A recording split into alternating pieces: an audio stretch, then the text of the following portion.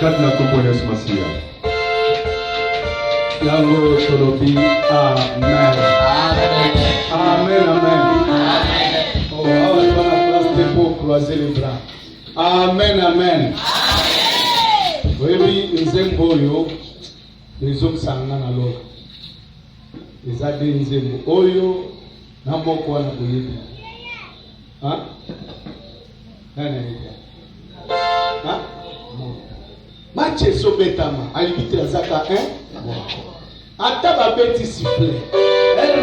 Siri, ozela kaka ya alibiti wazana kati ya siko balobi alibiti azana ngambo na abisi. Ata botia ki 4. Ya kotia bino ba penalty 5 penalty. Ba isibino kozana 5 penalty boko beta. Bino botia ki 2 me bango 5 penalty ba kotia bina 5 penalty. Elunga ezana kana biso. Amen. Personnellement na kwa iko ya lelo prière. Bato na soyi na bango même na vidéo do ba mona ki etanaza. Nabi Satan a obanga po tolobi tozo kile koluka nani za. Alors koluka nanu mutu to neutraliser. Les a impossible bo simba mutu nzambe asia simba. Amen. Lobana na silence. Plus que sonance. Sonance ezali Yesu. Voilà. Avant tolekisa mungu na nzambe. Nantuba chini wana. Ndebo mona kagode, ndepe bomoni oyo azali awa. C'est pasteur Boyebi est déjà autibandundu. Donc c'est ministère nanga eboti. Doit aller là dans la terre mais comme on ensemble les osali les okomisa. Na États-Unis on n'en parle pas. Kuna moto les opéra. Ami José na France. Liliana Bisika azali bachaye otiko benga pasteur tindela na kayo ya kala. Na tindeli yako c'est important au komaka. Alors les autres tous les sama na mungu na ensemble. Pasteur Eli. Bonjour. Auti na mlizi amba ya timba ya zamba banikubu lelo ezo occasion ya yoka ye muto ya dimanche po alekana nous avons besoin maboko na yo na milolo na yo na makolo na yo po tolike ya basanduku na Nzambe tobetela kabatu maboko tebe tobetela kasanduku ya Nzambe maboko. Quand vous lisez la Bible, elle dit que makelele pas baïbe babia oyebite sanduku na bango ekoti. Donc le kola sanduku ile kuza déjà na défaite. Alors parce que la komisa maboko na yo to dit que le reste. Encore je crois que le ça. Alléluia. Alléluia. Nous pouvons nous m'appeler alléluia. Alléluia. Alléluia. Alléluia.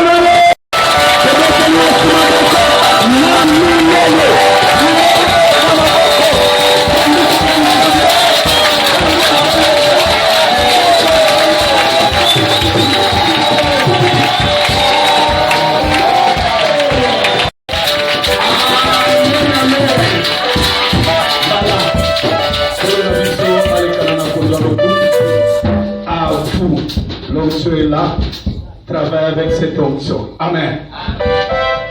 Amen. Merci beaucoup, Tofani de la Compromission. Premièrement, nous allons faire ça merci. Na papa na biswabe y compris. Ça nous sommes travaillé dans Bango. On a coupé sa confiance. Et à côté les manibosso de Bino. Amen, amen. Ndenge papa lobi. Ah, la zone payate. Amen. Parce que ce qui est dans Binza, tout là, na esika moko. Et ce qui penga na ye awa, ce qui veut tourner, tout là, na esika moko. Donc nous avons vraiment mwana ya papa abedi pe mwana ya ndako. Amen, amen. Alléluia. On a pesi lingomba mobimba. Merci. na ndenge boyambinga mpe na bakei bopesi ngai. Nzambe azwa lokumu.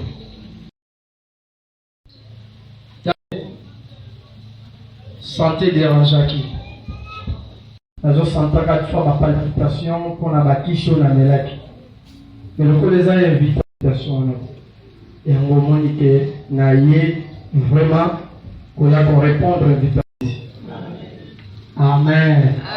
Je m'appelle Singaï papi à RT parce qu'il faut aller là.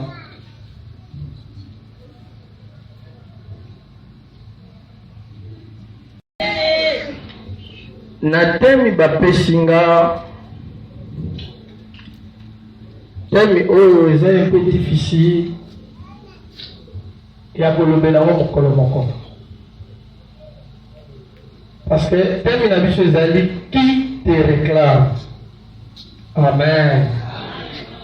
Nani mutu azali koreklame yo bapesinga.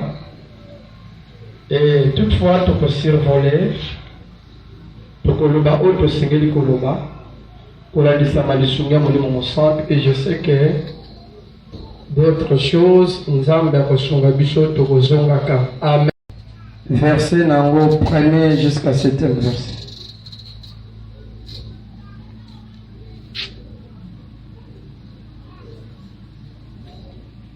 Des Rois chapitre 4, verset 1 à 7. Parole du Seigneur. Une femme d'entre les femmes des fils des prophètes cria à Élisée en disant: ton serviteur, mon mari, est mort, et tu sais que ton serviteur craignait l'Éternel. Or, le créancier est venu pour prendre mes 2 enfants et en faire ses esclaves. Élisée lui dit: que puis-je faire pour toi? Dis-moi, qu'as-tu à la maison? Elle répondit: ta servante n'a rien du tout à la maison qu'un vase d'huile. Et il dit: va demander au dehors des vases chez tous tes voisins, des vases vides, et n'en demande pas un petit nombre. Quand tu seras rentré, tu fermeras la porte sur toi et sur tes enfants. Tu verseras dans tous ces vases et tu mettras de côté ceux qui seront pleins. Alors elle les quitta, elle ferma la porte sur elle et sur ses enfants. Ils lui présentèrent les vases et elle versait. Lorsque les vases furent pleins, elle dit à son fils: présente-moi encore un vase. Mais il lui répondit: il n'y a plus de vase, et l'huile s'arrêta. Elle alla les rapporter à l'homme de Dieu et il dit: va vendre l'huile et paye ta dette, et tu vivras, toi et tes fils, de ce qui restera. Le Seigneur Dieu, tout notre commission pour la chambre de la pétition, n'a qu'à dire encore tant aussi n'a sengi l'onction nécessaire pour la ma prédication et ton rôle. Au nom puissant de Jésus, nous sengi pétolobi. Amen. Alléluia. Amen. Toujours le bela awa pour la matin, la pétition qui te réclame. Awa ezana libota moko mama moko na mobali azalaki mosali na Nzambe, un homme de Dieu. Le Bible lobi abandaki kobanga Nzambe, marbe kobanga Nzambe na ye, marbe nyonso abandaki kosala, mais du moins azalaki na banyongo. Et subitement, papa, le prophète de Dieu a eu Kokufa. Kokufa et Kokufa, Nyongo et Tikai. Nous devons Kokufa. Mais ce qui a Tikaki Makambo ne profite. Alléluia. Alléluia. Amen. Papa, a Kokufi. Atiki baniongo na bana ekolo ya nyongo yaki aye ko réclamer nyongo na ye. lokola oyo azwa nyongo aza lisusu vivant te medile atikaki bana yango akomaki na posa ke non lokola papa si akufi oyo akopesanga mbongo nejuge kopesa ngai bana. Alléluia. Alléluia.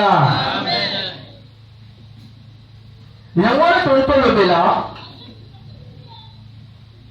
nini oyo kosala pour que bareklame yo na eloko moko songolo. Amen, amen.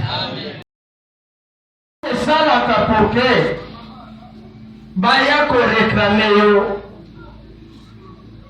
bareklame yo na eloko. Premièrement, eza engagement oyo nyonso yo osali na moto. Aina ba engagement wana toye komona engagement nini oyo okosala pour que moto aya koreklame. Premièrement, toye kozwa. Amen, amen. Kosala.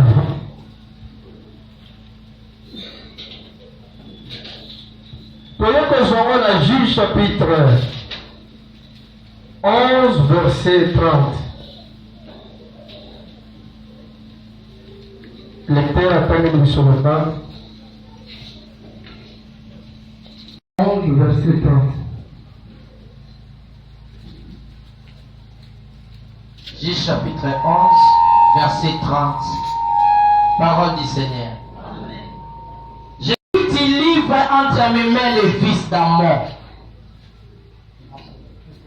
Et le fils d'Amon sera consacré à l'Éternel et je l'offrirai en holocauste. Merci. Après, à ça la vie n'est pas exemple. Le Seigneur, bitumba na soko nokobunda. Soko longi singa na bitumba oyo. Yambo. Akobima na porte ndako na nga. Akobima swati na porte ya ville. Oyo akoya koyamba moto yambo. Nakobonzela yo yi. Alléluia. Alléluia. Amen. Donc eloko mosusu bakoko réclamer yo eza likambo ya vrai. Jephté so totali histoire ya Jephté. Jephté azalaki kaka na mwana moko ya mwasi.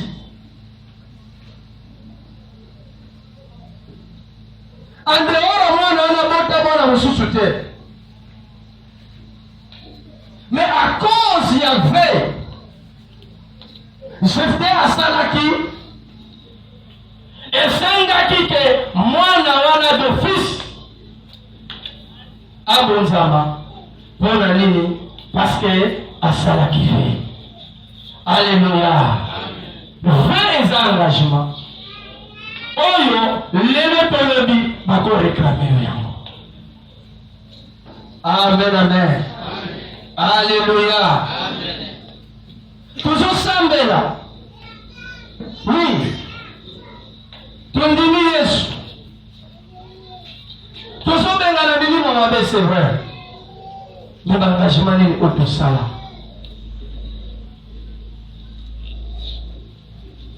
L'engagement est au tout ça.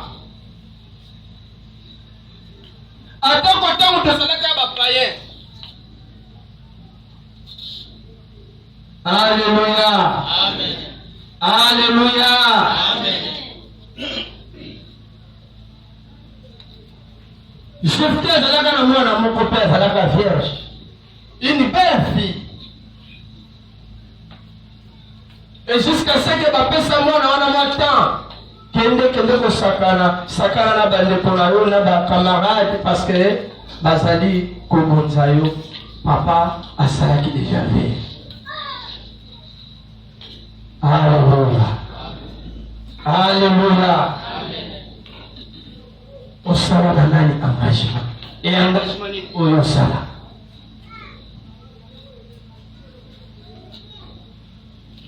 Alléluia. Histoire na biso tototala tokozonga. Mais tozali ko relater d'abord biloko oyo ezokanga biso kolandisama bareklame biso. Toyebe kozwa likambo ya promesse. Amen, amen. Promesse non réalisée, bakoki mpe koreklame yo yango. Alléluia. Voilà que Matthieu chapitre 14, verset 6. Verset 6, parole du Seigneur. Or, lorsqu'on célébra l'anniversaire de la naissance d'Hérode, dansa au milieu des convives et prit à Hérode. Verset 7.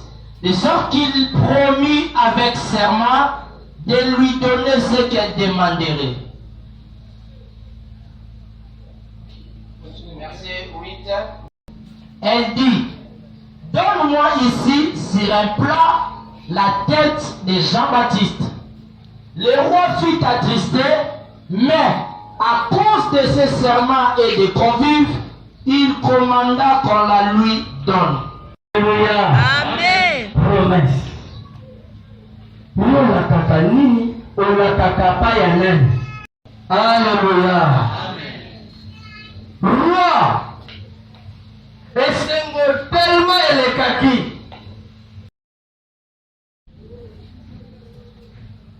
Yesu andima kokufa likolo ya koloso mpona nga na yo. Luka ozwa décision. Eloko ozosala biso mpasi ezali. Leloko kondima Yesu bien. Ozwi mpe décision mpe kosambela bien.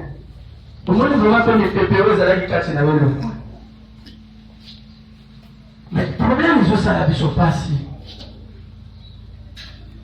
Tosoka kofandisa liloba na Nzambe na mitema te.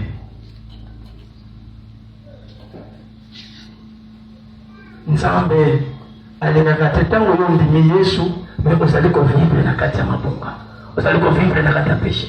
Radela osala eloko moko te. Amen, amen.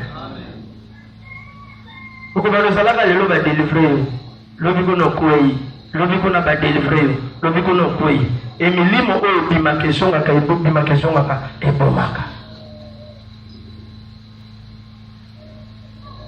Alléluia. Nzambe onga na reto ndimela, il n'est pas incapable, il est capable. Mais otala maintenant, vina yo, ozotambola ndenge.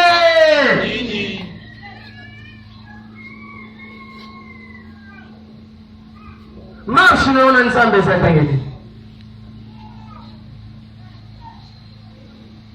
Sans effet, et comme un siloka. Si, oh Jésus. Ososala n'importe quoi, sans effet. Sans effet. Non, loin de là, tu peux dire n'importe quoi sans effet, mais choqué. Ososala n'importe quoi, sans effet, on le dit, et ça fait là, tu tombes à mon côté.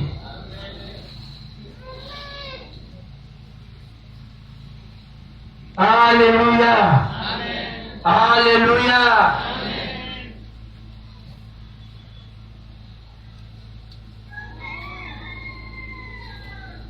Sorprendez.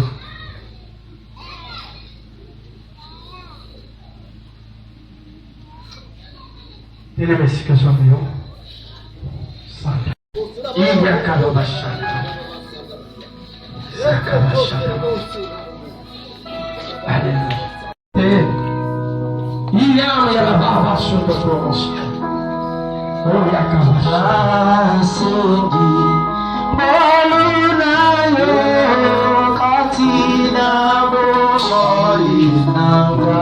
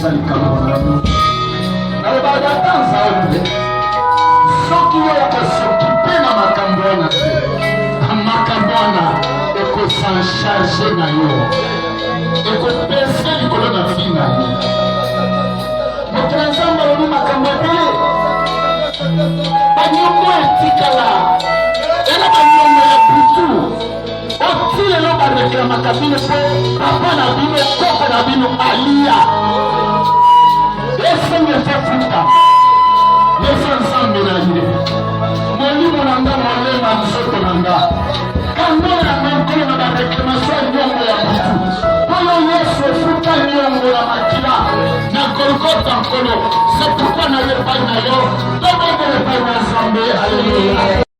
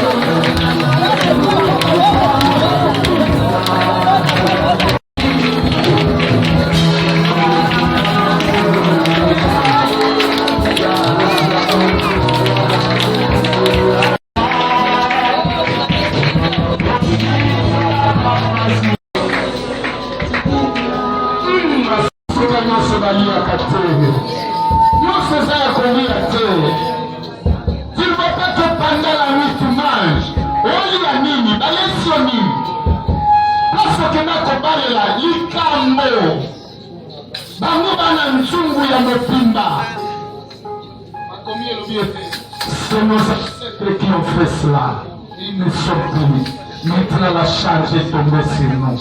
Nous nzambe nazokende kokata makambo nyonso wana kono nakoka moko esimba ngai te na génération na nganza polere basala makambo oyo nazalaka te seigneur bandako kende kosala déclaration na monoko na yo na yeba na yo leta maboko yebe na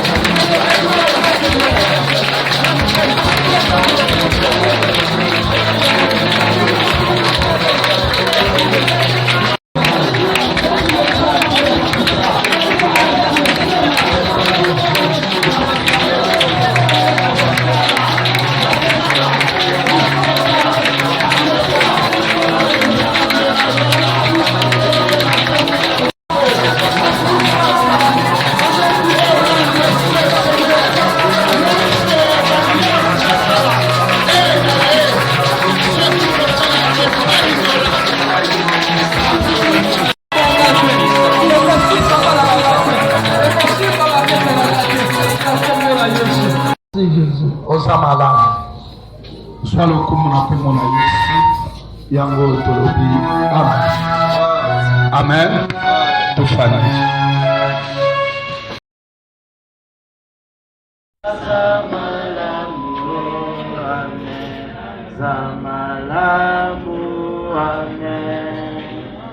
Hallelujah amen yawe nzambe apambola koyana yo pe apambola kozonga mamwe ya likolo na seza na partage ya vi na yo mutu moko alongola tiese ya segonde ya vi na yo te kia yo ifoleka ndelo wana maladi oyo babongisa famille kufaka na yango yo te oza na kati na yango bipai oyo eshoaki nde eza bipai nalingi otelema kaka wana bayebalakaki mabe babeta maboko mpe batanda baputa mpo na ntina na yo Voilà, tant na tobet de sous ma bobo makas. Amen. Informé no bayete que retraite bas. Merci. Pesa mimote tokena kimena Yesu. Toi tu m'entends, toi tu vas m'entendre.